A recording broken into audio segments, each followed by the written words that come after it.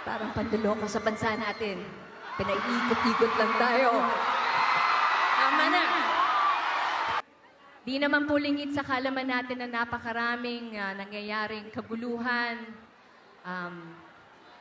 kasinungalingan, panduloko ang ginagawa sa ating bansa. Let us all be reminded na kayo, I don't want to put the pressure on you, ang ating mga kabataan, kayo ang pag-asa ng ating bansa, ng ating bayan.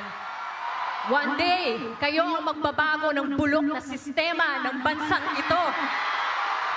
Huwag kayong mawala ng pag-asa, huwag tayo mawalan ng pag-asa, kumapit tayo sa hope at magtiwala. Patuloy na magtiwala na balang araw, mababago din ang bulok na sistema na yan. At uunlad din ang ating mahal na bansang Pilipinas. Hindi na natin kailangan umalis ng bansa para makapaghanap ng magandang trabaho dahil nandito na lahat ng oportunidad. Patuloy natin ipagdasal ang